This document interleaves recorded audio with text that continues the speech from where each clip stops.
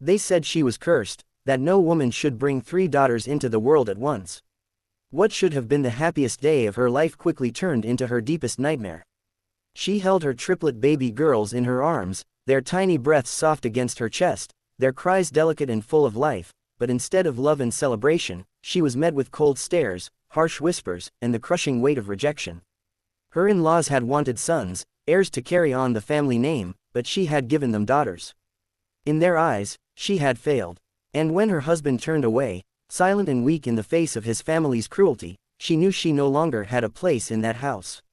They threw her out when her body was still weak, her heart still raw, and her babies still fragile.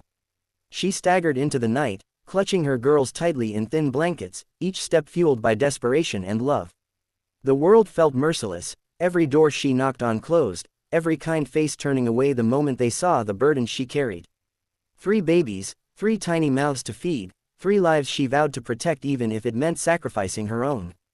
Hunger gnawed at her body, exhaustion threatened to drag her down, but she kept whispering promises to her daughters, that she would never abandon them, that no matter how hard the world became, she would fight for them. Days blurred into nights, her footsteps leading her far from the place she once called home. And then, just when her strength began to fade, she stumbled upon a vast stretch of land, a ranch that seemed to breathe silence under the bright sun. The fields glowed green, the wooden fences stretched into the horizon, and the air carried a stillness that felt safe compared to the chaos of her past.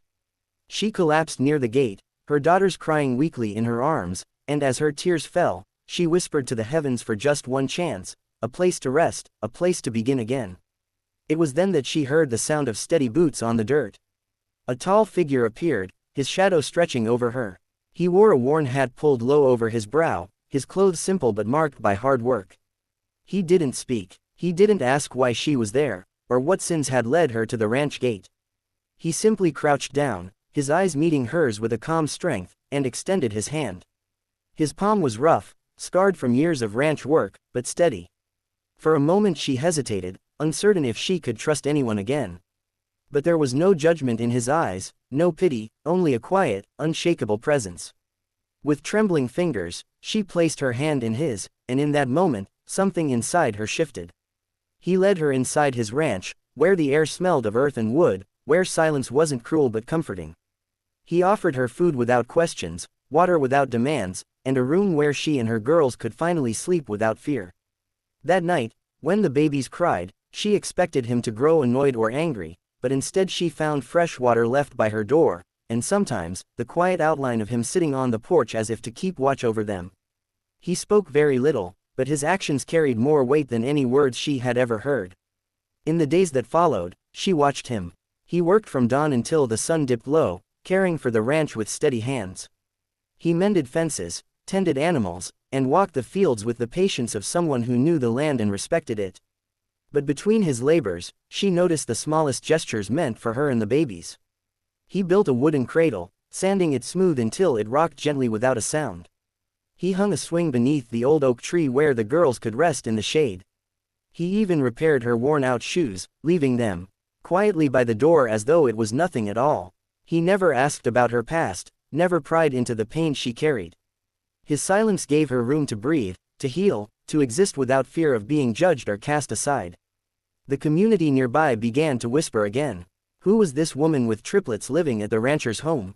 Who was this silent man who took her in? Some called him foolish, others admired his courage, but neither their doubts nor their curiosity mattered anymore. For the first time in her life, she felt no need to prove her worth.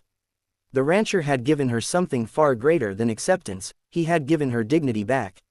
Her daughters thrived in the safety of the ranch. Their laughter began to fill the quiet spaces, their little feet pattering across wooden floors, their tiny fingers reaching for the rancher without hesitation. Children can sense the truth in people, and they clung to him with trust, giggling as he lifted them into his arms. She watched in awe as this man who spoke so few words became their protector, their quiet strength, their anchor. Each evening, when the sun painted the sky in soft gold, she saw him sitting with the girls on the porch, letting them climb into his lap as if they had always belonged there. Her own heart, once shattered by rejection, began to piece itself back together. She realized that love didn't always arrive in grand gestures or endless promises. Sometimes love appeared in silence, in a steady hand that never let go, in small acts of kindness that asked for nothing in return. The rancher never told her she was safe, he showed her. He never said he valued her daughters, he proved it with every action.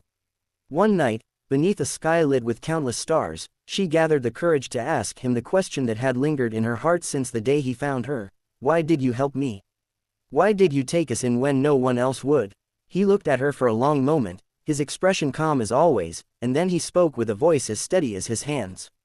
"No one deserves to be cast out for giving love." The simplicity of his words broke something open inside her. All her life she had been told her worth was tied to tradition, to expectations she could never meet.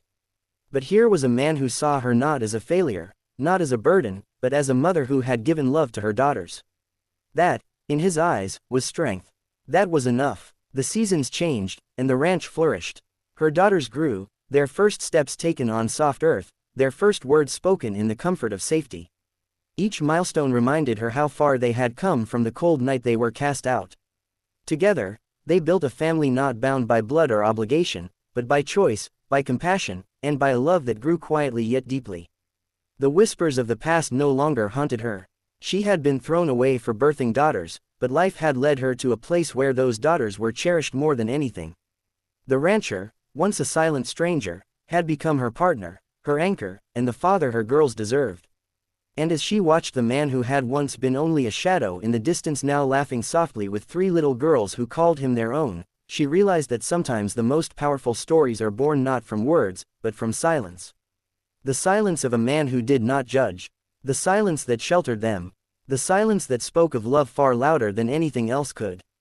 She had been thrown out, rejected, left with nothing but heartbreak and 3 tiny lives depending on her. But the silent rancher had taken her hand, and in that simple act, he had given her everything she had ever dreamed of: safety, family, and love that would last a lifetime.